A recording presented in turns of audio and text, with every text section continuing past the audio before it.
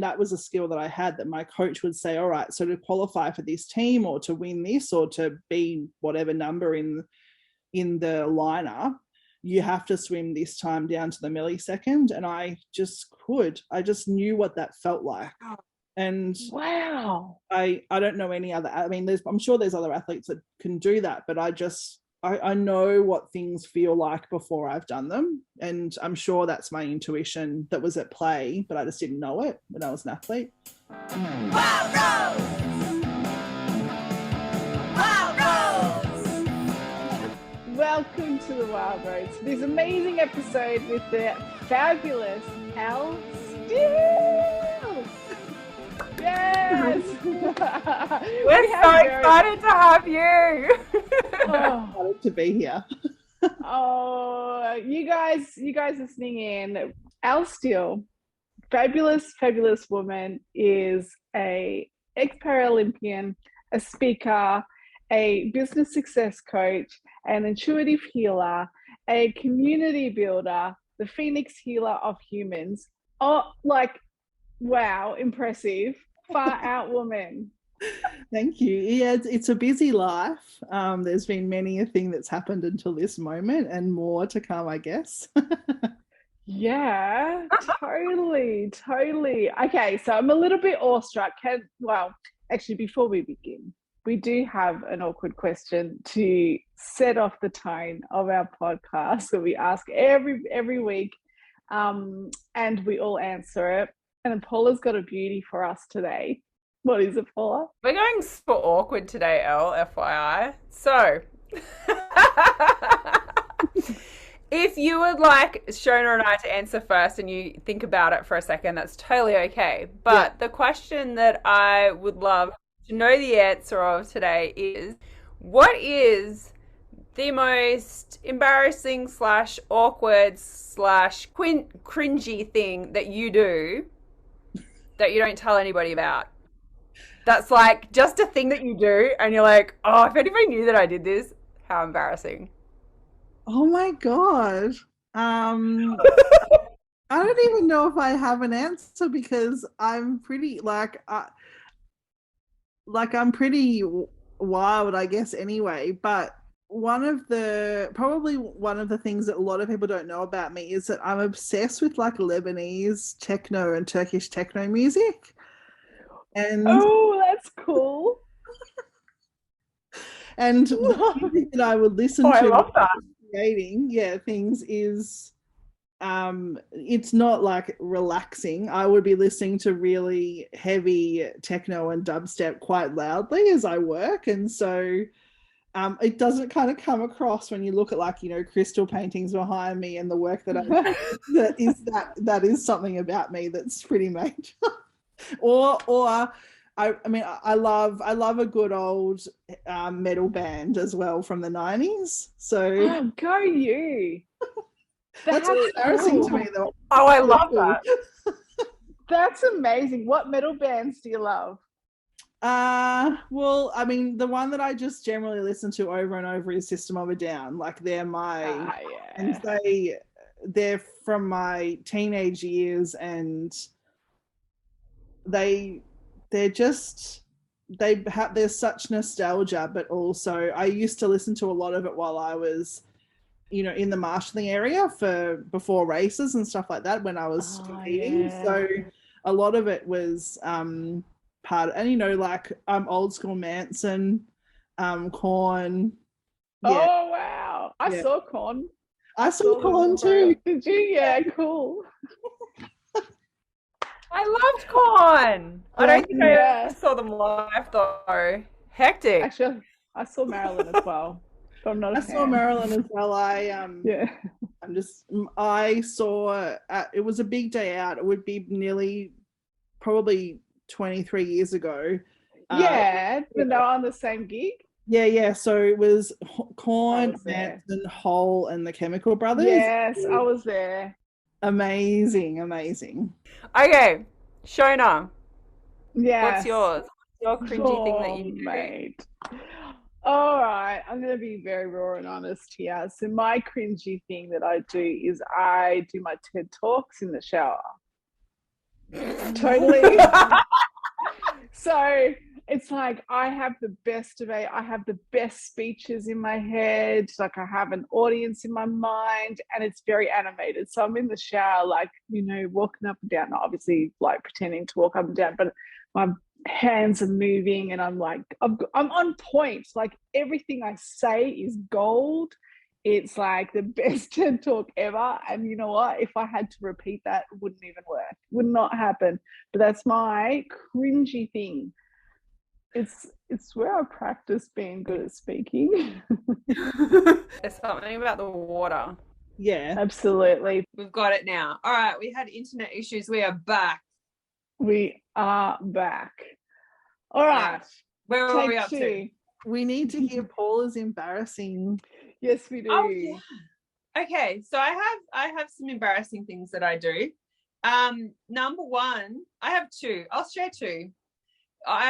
Another shower related one. I practice my very sexy dancing in the shower. We need to do some shower play.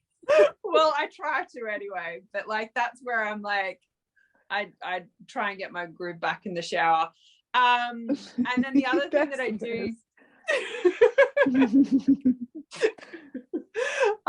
The other thing that I do is we go for walks along the beach in the morning, and I often talk to myself in the morning, like do my journaling, voice journaling, but like I will record it on Boxer so it looks like I'm actually talking on the phone to somebody and not just like talking to myself and like pumping myself up for the day.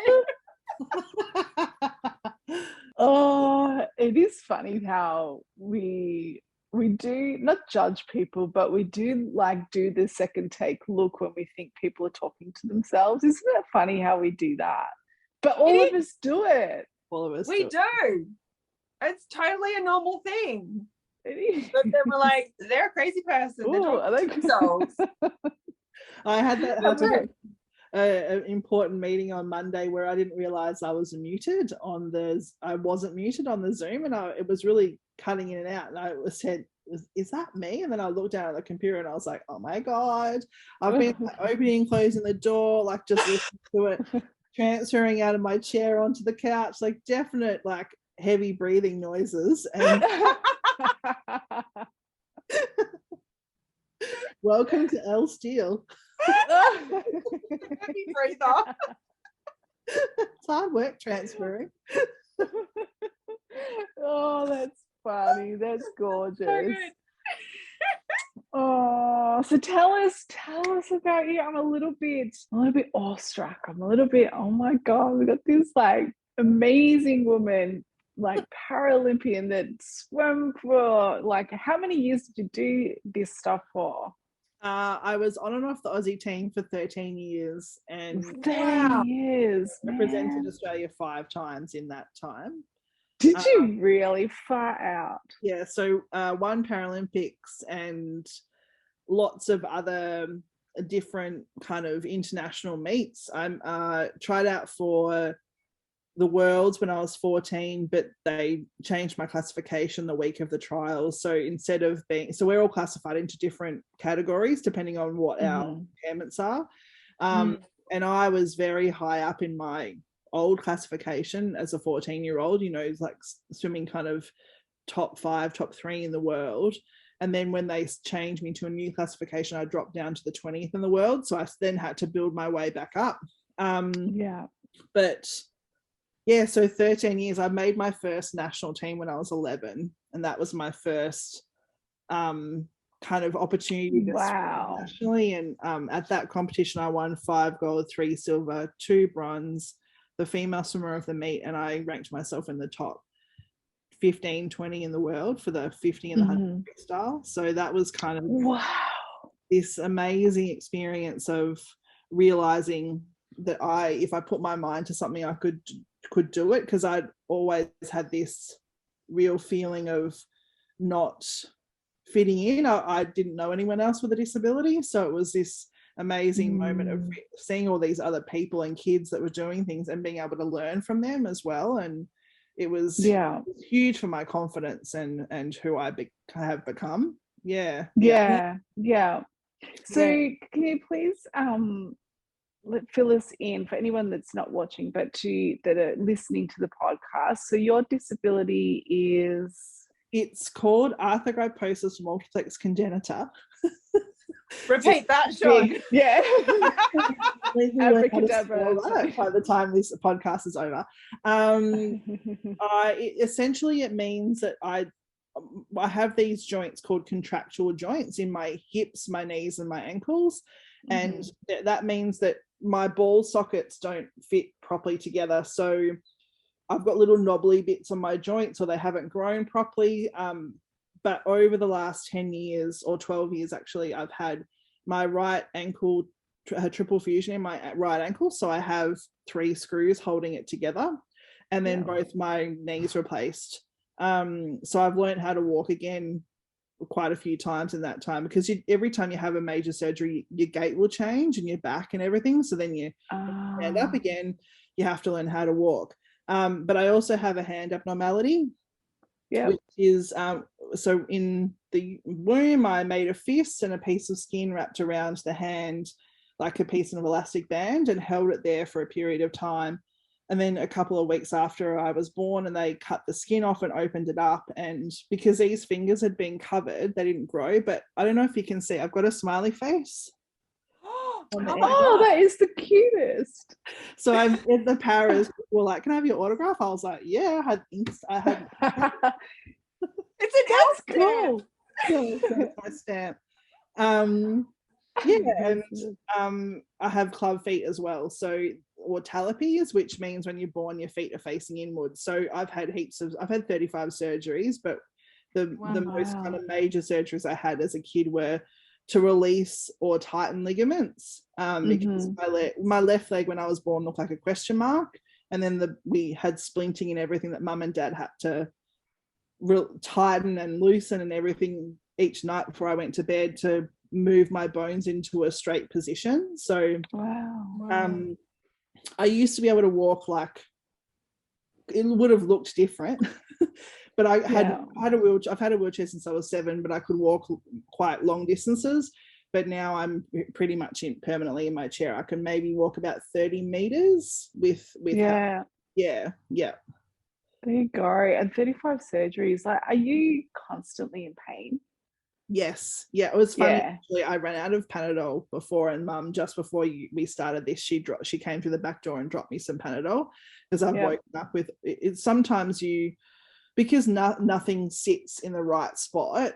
If I sleep in a particular way, and because you're getting older as well, I'll wake up and I had a whole big kind of headache, like tension headache, but I've put some deep heat on and had a Panadol and it's fine now. So just managing things. And that could have been such funny, or because like my food last night, I had a little bit of I had quite a bit of lactose in my food last night, so sometimes that can give inflammatory response. I was in the ocean, so I didn't get dumped too badly, but I got dumped a few times, so it could have just been something out. So it's just pain. It's like you've got your own personal child that you have to compromise with. But this is why we love speaking with people like you, because through adversity and the pain that you have daily, like how you rise and how you want to help people be better people, and rising always is your catchphrase, and that just inspires me like to no end. So the work you do, tell us all about that. So I am an intuitive healer, and I work as a business guide, and I do mentoring and readings and healings on people's businesses.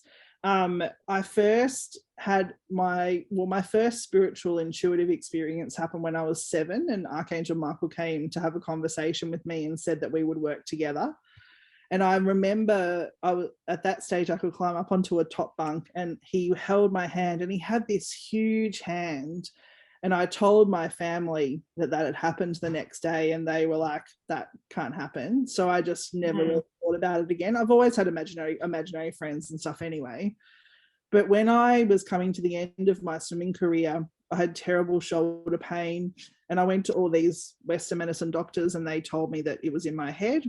So my last resort was to go to a spiritual healer. And when I lay on the table she said, oh, you know, you're psychic. And I said, I know I am, but I'm scared to tell anyone or talk to anyone about it. And so that kind of moment was the beginning of all of learning to tap into my intuition more and learning to open up my healing abilities. And the beautiful thing about the athlete is that I'm so aware of my body and the space of my body and my energetic as well as my physical body, so that when I'm healing, I can tap into the person's, right to the edges of the person's body or go beyond, because I know where mine finishes and starts. And so it's a really deep experience. So yeah, I've had my business for about 12 years. I do like a lot of motivational speaking and disability advisory stuff as well.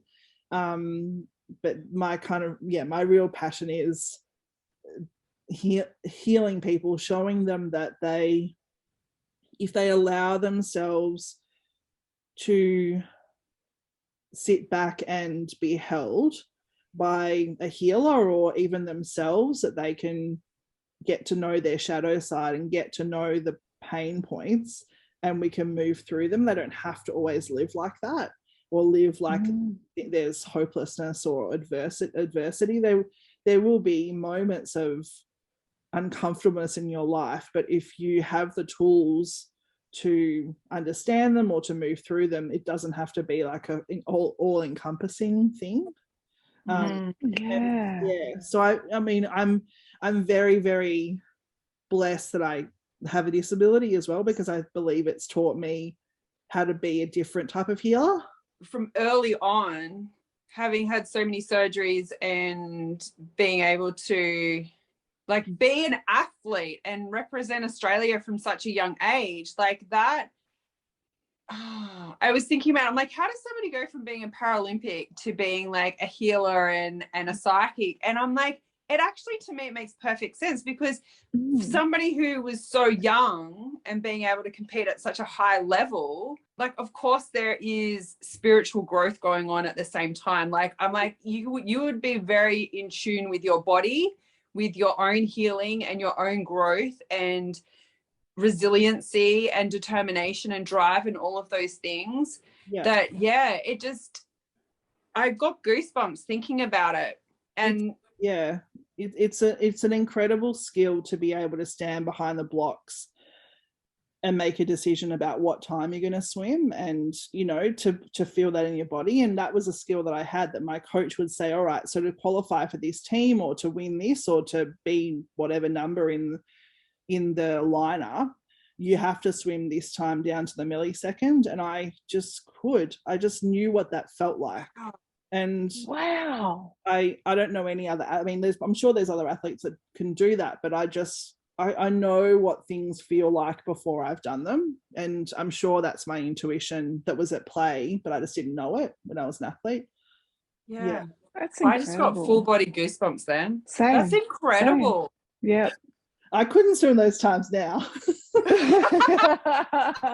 Oh mate, I can't do a lot of things now. I've just got to that point of my life. Like, I'm in awe. I'm like, holy crap, there is no way I could compete in anything at an Olympic level. No, me neither. It just, it blows my mind. You and the thing is, like, it took me till the 20-year anniversary of the Paralympics, as I went to Sydney in 2000, to realize that what I'd done was actually amazing. And because when you're conditioned to just be like, this is another competition, like, so that you don't go crazy in your mind. You're like, this is just another 400 freestyle. Okay, so this is the time I have to swim, and this is my race plan. And so you dull everything down so you can kind of cope with it. And then people are like, that's amazing. You're like, I just really like swimming. And then afterwards I was like, people don't like swimming that much. No. I mean, I like swimming, but I don't like swimming. So would you like sprinter, long distance? I was a middle distance. So it's classified as a middle distance, 400 and 800 freestyler. So 800 freestyle wasn't an event at the Paralympics for my classification. So I did 400 freestyle. I loved the 50 and the 100, but during Sydney I wasn't quick enough to qualify for those events. So I just had 400 free. I finished on the second day. I was 17. I was doing my VCE at the same time. And wow. it was a surreal experience. I don't know whether I had the brain capacity to really understand it all. And I later kind of understood what's the word, like the deepness of it, or the true potency of it when I missed out on Athens 2004. So I trained for 4 years. I moved swimming clubs. I got a new coach. I changed the position of my body in the water, which was essentially moving my head position and pushing my chest further down in, and that dropped my times. But in my race for Athens 2004, my 400 at the first tumble turn, my bathers split. And so I missed 5.03 of a second, but I kept on swimming. I did a personal best, so I made it under 6 minutes for 400 free for the first time, but 0.03 is like 03. These are the times we're talking. Like, it's nothing. If only I had this finger, you know. Oh my God. Oh, that's intense. That's intense. The feelings at that age that you go through as well. And as I think what you were saying before, like at 17, you didn't realize like the ramifications or the potency of it. We just don't at that age, do we? It's kind of like, well, this is life. This is how I do life. It was totally my life, because from 11 years old, Yeah. that's all I knew. Yeah. And then it sort of dawns on you when you experience, I guess, that with 0.03 of a second, and getting older and realizing, wow, how big this actually is. Yeah. Anyway, oh wow, you're amazing. Thank you. Totally amazing. Elle, I want to know, with that being what you grew up with, like that world of like you train and you go in the pool and you train and you do your thing and we go and compete and all of that, with that sort of, I don't know, dedication and drive and all of those things, what do you say with the work that you do now with your clients? Like, what are the tools that really were embedded within you during that time that have really helped you to create this successful business that you've got now? Well, resilience is huge, and this understanding that you make a decision to do something and you go and do it. So I'm not really one for excuses. I love it. I understand, you know, life happens and things are hard and freak out and all that kind of stuff, but if you can have conviction, you can make a decision that is in your body, that is like, you know, full body yes, or whatever you want to call it, that you will then, it's like, that's the ultimate manifestation tool, right? Because your whole body understands what you're asking of it, and so then you can go and do it. So the work that I do now is very much along the lines of, well, I understand that you're in pain, but let's play for a second. What if you weren't? What could you do? And I understand that your life feels really overwhelming, or that you don't feel like you've got the tools or resources to be able to achieve what you're wanting to achieve. So if that's, you know, 5 years down the track, what's the one step that you need to do now? Like, all I needed to do was rock up to training and get in the water, and then that first 50 meters is always crappy. You're always, especially at 5:10 in the morning, you feel terrible. But once you get into the rhythm of it, it's like you're never going to know what's possible unless you actually start.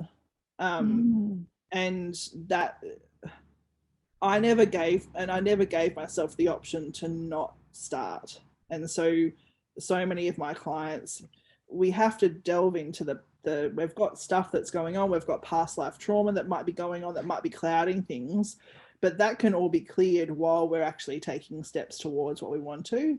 It doesn't have to be fix all this and then you'll achieve. It can be, it can all be in alignment with each other.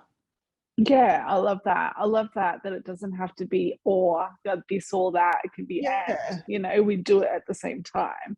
Yeah. That's brilliant. And I think Yeah. I learned that a lot also from living with a disability, because the world is not built for me. So I could sit around and say, the world is not built for me. People don't want me to be a participating person in society. The world doesn't like me. They don't, want to see me out there. Or I could just be like, am I allowed to swear? Yeah. Oh yeah, go for it. I don't Big time. like what society thinks. I'm just going to do what I need to do, and if it makes them feel uncomfortable, then I'm actually doing my job. Yes, Yeah. exactly. Because that's the impact you make, right? Yeah. For your community. Yeah. Absolutely. This is brilliant stuff. So what are the biggest blocks do you feel that your clients have getting out of their comfortable zones, their comfort zones? Starting. Starting? I think a lot of them they start and they feel the beautiful joy of stepping out into the world and showing who they are. And then they find that, well, in order for them to do it again, they're going to have to peel the layers back even more. And that continual peeling of the onion, I believe that's the thing that really makes my clients feel uncomfortable. And I guess I've learned that maybe my disability has taught me this, or missing out on teams, or having that deep kind of the rug pulled out from underneath you conversations that comes with living with a body like this. But you will have moments that are really, those dark nights of the soul that feel really, really tough. Yeah. The only person that can get you out of that is you. And so we work a lot with that kind of energy, and once they can get themselves into a space of continually allowing that, each launch or each business program that they put out, or each little thing they put out will feel uncomfortable to start with, then it's this beautiful moment, like it's a blossoming moment. They just continue to blossom and blossom and blossom. Yeah. I love that so much. Yeah, for sure. Because Paul and I have spoken about being comfortable with the uncomfortable, haven't we? Because it's never working with someone and then all of a sudden you're fixed and you're just going to be successful, and that's forever and amen. Like it's never that. It's like you get to a point where you have to be comfortable to be uncomfortable, because that's life now. If you want the success or the road or the journey that you want to go on, instead of just sitting back and just hoping life happens to you. Yeah. And unfortunately, there's a little bit of a story where with manifestation that it will be given to you if you think positive thoughts. Well, that's fine, but also you have to take action. Like, I made the decision. I remember vividly making the decision at our holiday house when I was 12 years old, standing on the veranda, that I was going to win a gold medal for Australia. And in my mind, I thought that was going to be at the Paralympics, but I actually did it 2 years later at our Commonwealth Games, like our kind of equivalent of Commonwealth Games. And it took me a long time to realize that moment I just made the decision, and I took action towards that decision, and it changed my whole life. And it's pretty incredible to be able to say you're a gold medalist for Australia. Hell yeah. Yeah. Like it's really incredible.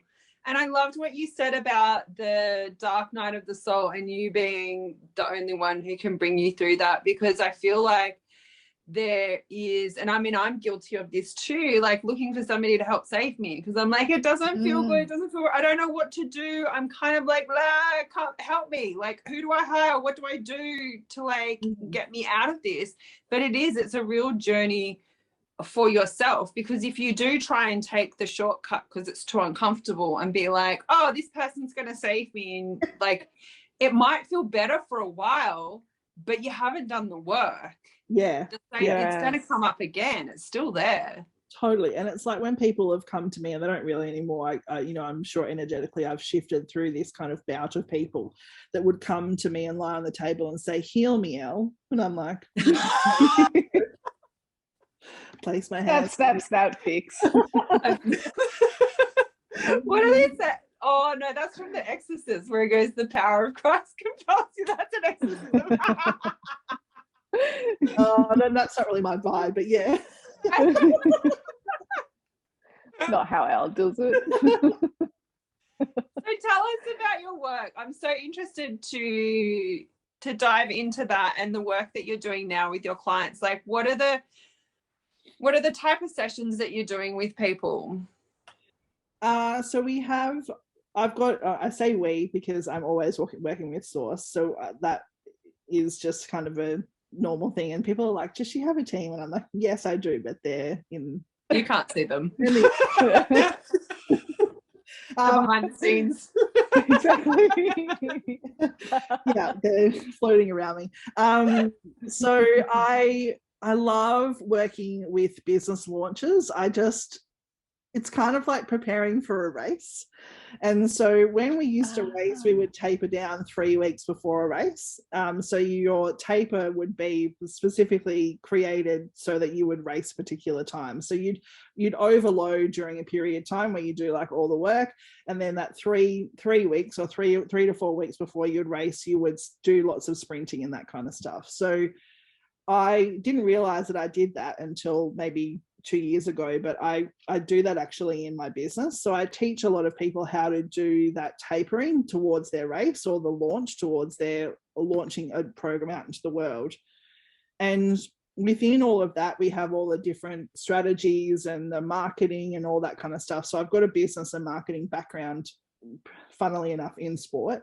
And I used to run quite large events for the Institute of Sport in Victoria. So we would have like lots of really strategic planning tools that we would use. And I use a lot of those to create my programs, and I teach a lot of my clients that stuff as well. So you can get down into the real nitty gritty, but then we're also under all of that, we're energetically healing all the way through. So we're doing business healings, we're doing personal healings, and we're shifting energy as like continually while we do that, so that the stuff that needs to be done out in the world, like the tangible stuff, actually and can sit properly with the person, because otherwise it just sits at the edge of the energetics, and that person won't be able to shift through to actually take action towards things. So I've got a program that's the opening ceremony is tonight, so I always do opening ceremonies. I love it. It's fun. So we have Heart and Soul starting tonight, and that's all about selling with soul and personal branding and launching with love. And so I'll be taking my peeps through that. And then I do individual sessions as well. So specific individual energy clearing sessions or energy healing sessions. And I read tarot and all of that stuff. So and I'm moving more into business masterminds I would say later in the year, but my coach, who you know, Yana, would say in like 5 weeks. Yes, exactly. She's saying, why aren't you doing it already? Yeah. So I've moved pretty much online in the last 2 years because of the world we're living in at the moment, and had lots of large online communities. One that was amazing called The Forest, where we had all teachers from all around Australia come in and teach all different amazing witchy things. And I love that. The first forest had 76 people in it, so that was an amazing like kind of thing to put out into the world. There wasn't anything like that in Australia at that time. Yeah, that's so cool. It was really, really cool. And my friend Tilly and we created that from my kitchen table during lockdown. Any wonder you're a community builder. Like, it's not that. I know that it's not easy. I've like run events before and stuff like that, and outside of my coaching, like, but it's not easy to do that. But I think when you have some kind of aura or magnetism and just it's your genius zone to be able to bring people together, that is new, that no one's ever done it before, and it's just, I think that you obviously have that in the bag. it feels very geniusy, safe zone for me. And I love coming into a space with people, or creating a space for people where there is a space of no judgment, that you come as you are and that I will love you anyway. The assumption is that I love you and I trust you. And I wonder if that's because for a long time I didn't feel that in the world, and so it's such an important part of the work that I do, that people can come in and know that they're not broken, that they have some tweaks that they need, some screws that they need to tighten or whatever, but from my point of view they are as perfect as they are in this moment, and it's just about enhancing who they are as a person. You're incredible. I just feel, because it would be like, I hope I'm not offending anyone here, but for all of us humans that have, trauma or anything happen to us that isn't the norm, inverted commas, that it could be easy to just resent the world. Totally. It would be easy just to go, to be so angry within us. But for you, like what you were just saying then, just because you went through that adversity and because you had, you felt those feelings of not fitting in or not feeling the love and judgment and stuff, so that you were like, well, no, that's not happening in my world. We're not moving forward. The people in my world, they're not going to experience that from me. Like that, I mean, obviously that's innate within you and your beautiful personality and who you are, your big heart and soul. But, like, is there something or was there something for you growing up with your disability that was like, okay, this is a what's the word for it, this is like a source of helping you with your mindset, like somewhere to go for that? Probably my family. Well, my little sister, she had epilepsy as a kid, but she grew out of it. And then my big sister was, I think about 25, she got tuberculosis and was really sick. And our family probably could have like a TV series about it, the stuff that's happening in our family. Wow, yeah. But, we've always come to it with the ability to have conversation around what is happening, and that varies between the three of us, and the ability to have humor around it too, because if you don't laugh at things, then you'll just cry. And my dad, my dad has always been an incredible advocate for me, but he worked a lot because mum couldn't work because she was looking after predominantly, well, the three of us, but me and Bridgie the most, especially when we were younger. So mum went back to uni and finished her degree at 53, which is just freaking amazing. I wonder where she gets it from. Yeah. From her. Wow.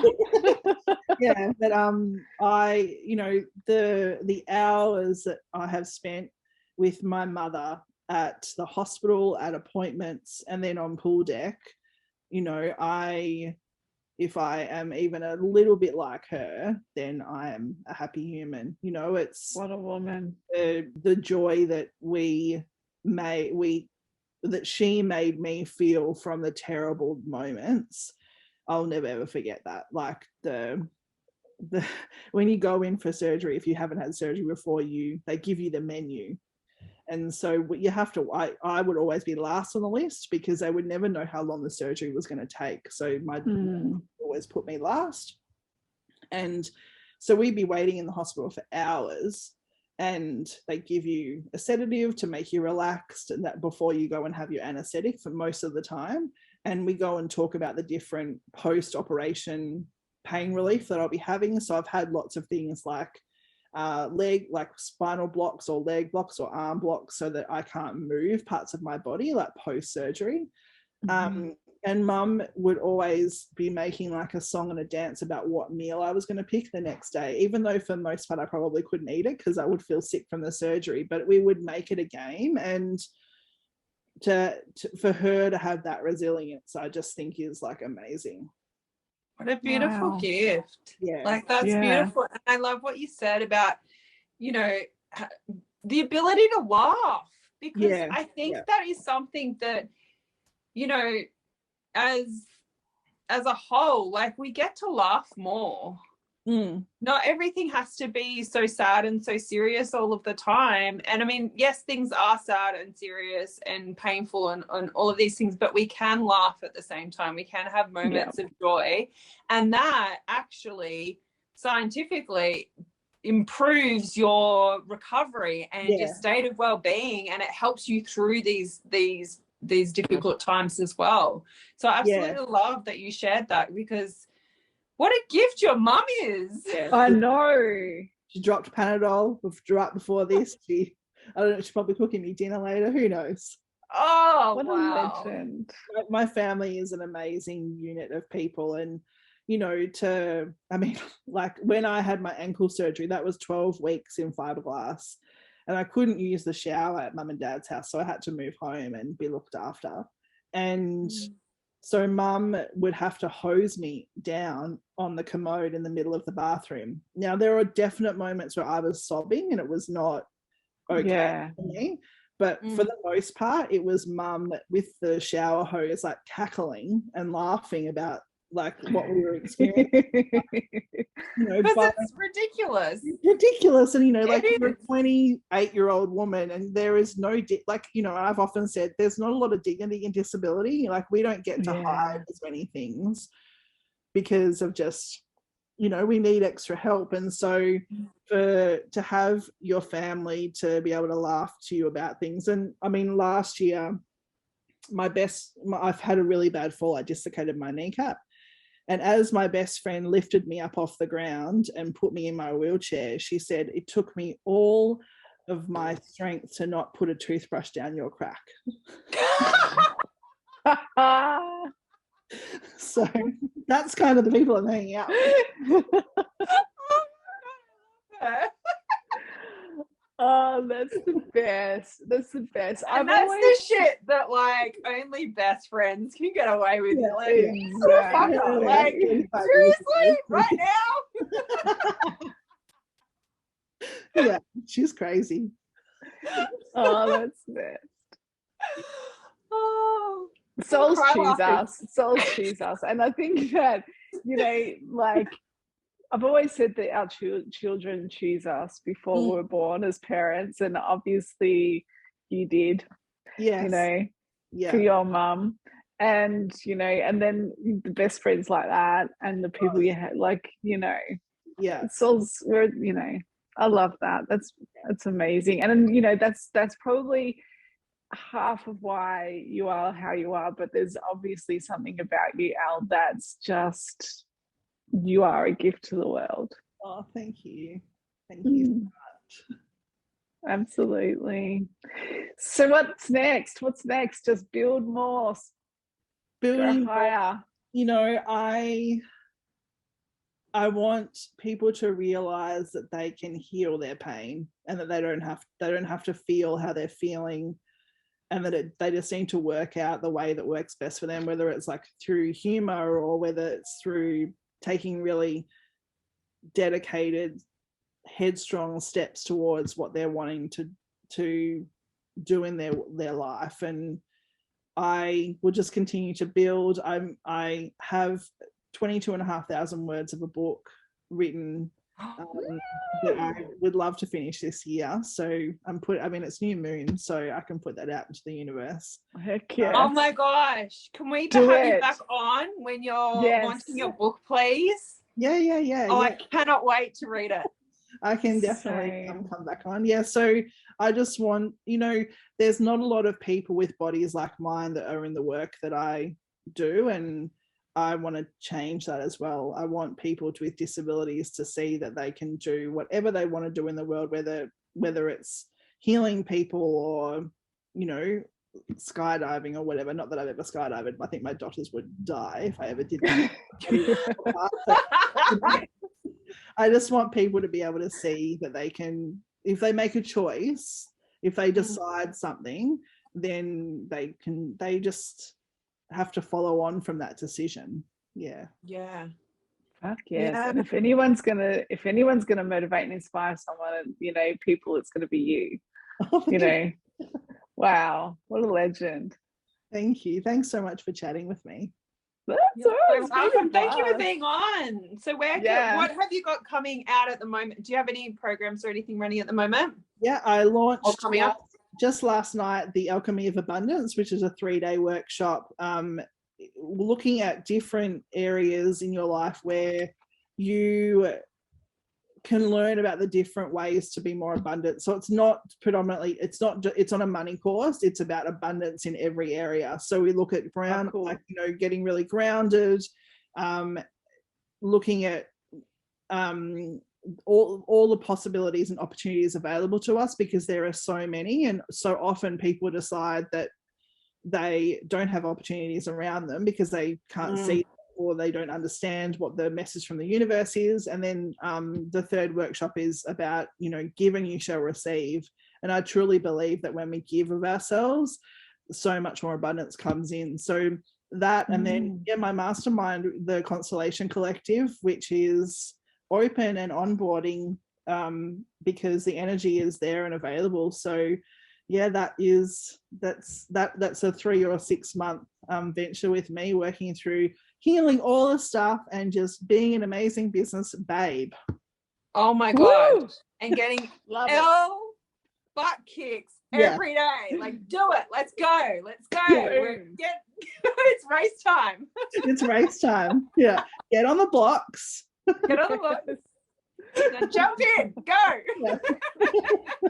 Don't dive like I used to, which was kind of like a belly whack. So we'll find. Oh, that's the best. Yeah. That's the best. Yeah. And just Thank playing you, in the Elle. world. Yeah, playing in the world and making my Playing in the more world. beautiful. Yeah. I love that. You're a legend.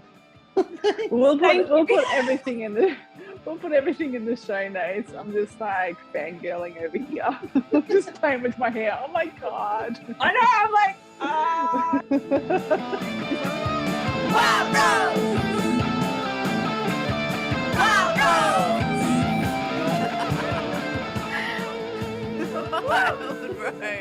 Wild Rose.